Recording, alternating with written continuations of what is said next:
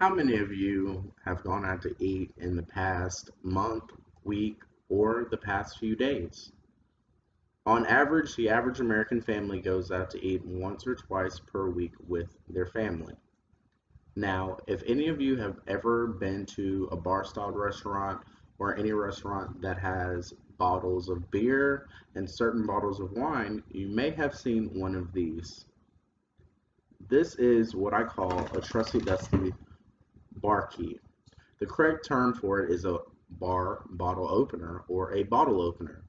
These have been introduced in the early 1900s and they are a class 1 lever, not a class 2. There are three types of class of levers for these types of tools, but this is a class 1. It's also called a speed opener for rapid use of opening excess bottles of beer.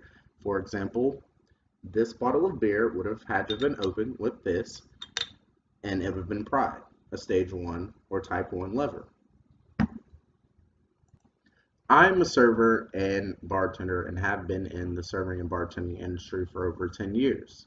But this is actually an industry that has been around for thousands upon years. But the very first restaurant was believed to be opened in the 1700s by a man named Mr. Boulanger. Julian Common of UK Telegraph wrote September 2000 that Mr. Boulanger's restaurant did not in fact actually exist. He wrote that because Mr. Boulanger's restaurant did not appear in any source magazines or anything of that variety, that his restaurant just in fact did not exist.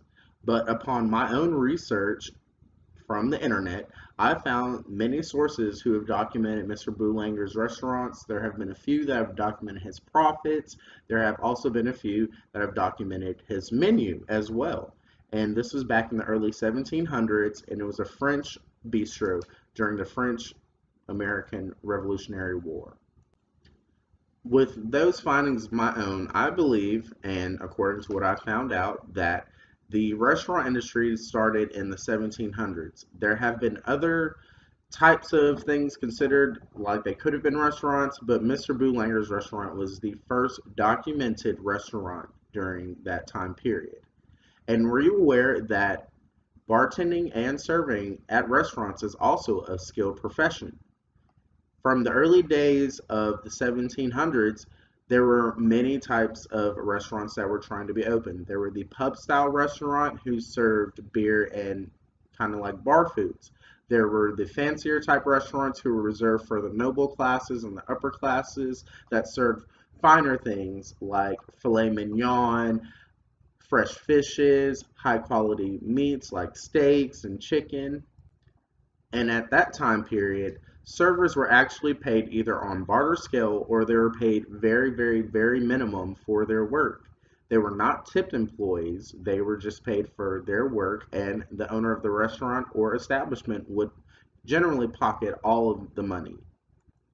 In 2014, the Federal Bureau of Labor Statistics recorded that 150,539 workers were in the service industry. And with that being said, the server rate of pay is $2.13 per hour. Not many people believe that servers get paid that very low of an hourly rate because they do make tips. And a question that people ask is what is the standard rate of tipping they should tip a server? And have been in the industry for many, many, many years, 10 plus years. So I'm not going to give you an answer because my answer is generally going to be biased of that what the general public would say. Ironically, most servers will say their tip should be an 18% to 20% tip of their bill. But a lot of people in actuality will only tip about 5 to 10% of their bill. The reason why servers get paid such a lower hourly rate than most jobs is because of the restaurant's establishment's way of keeping customer service up. If you pay your servers a minimum that they're required to receive and they receive gratuity on top of that, well, the gratuity is worth their base of work, and the paycheck is just something that they are going to get. The harder a person works, generally, the better their gratuity or tip would be.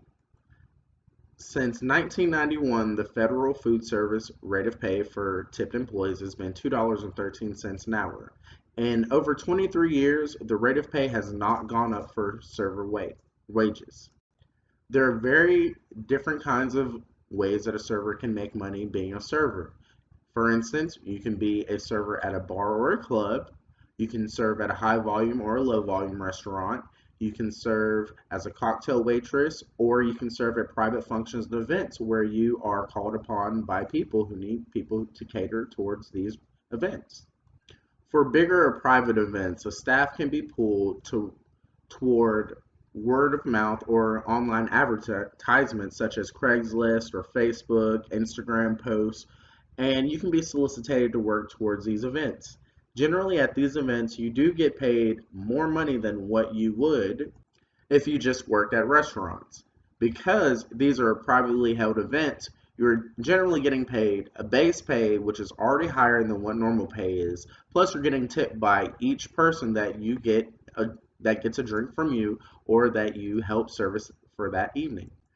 Room service attendants are also considered servers because they're the buffer between the product and the customer. Say you go to a hotel and you order dinner and a movie. Well, the person who is bringing your food up did not prepare the food, but they do receive a lesser rate of pay and they bring your food to you and they make sure you have what you need while you're having your dinner and your movie. Servers also tip off of a percentage of their sales. Say, for instance, you have a busboy who comes and picks up your dishes at a restaurant and you have a bartender who makes your drinks. Well, you have to tip out a certain percentage of that to the bartender, and you have to tip out a certain percentage to the bus person because they are making an hourly rate less than what you make.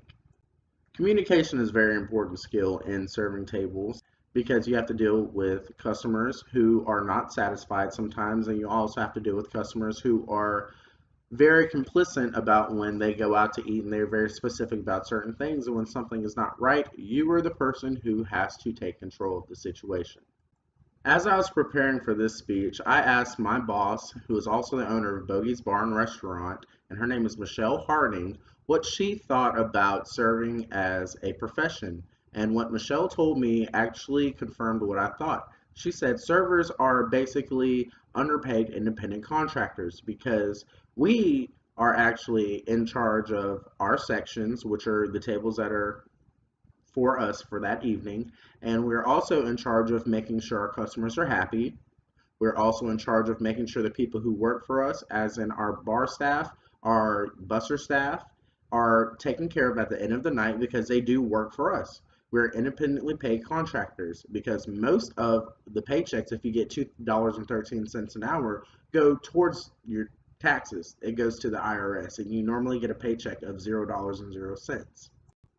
Lisa Vanderpump, who is also the owner of Sir Restaurant, Pump, and Villa Rosa restaurants in Los Angeles, California, has stated that serving is a multi-billion-dollar industry. She has been an owner of the restaurants for many, many, many years, and she's seen many, many employees come through. She also stated that a lot of the servers who do work there make more money than what salaried employees make. Some of her servers make well over $100,000 a year. With that being said, I honestly believe that serving tables, bartending, being on the wait staff is a skilled profession because you have to learn how to deal with people, which is a communications thing. You have to learn how to handle money because you have to cash out customers, and a lot of restaurants require that you carry your own bank, your own money, because you don't have a bartender there to cash out your tables for you. You cash out your own tables, so you have to be able to handle your own money. Though sometimes it seems like servers do not do that much work, servers generally do take on more responsibilities than what you would think they do. They are the buffer between the kitchen and the customer. They're the person who has to take the heat if anything goes wrong. Your server is responsible for making sure that the food, the alcohol, the presentation, the experience that the customer is getting is always number one, and that they guaranteeing themselves to have repeat business from that customer. I've been in the industry for so many years that serving comes naturally to me. And I don't think that I would ever be able to do anything better than being around people and serving.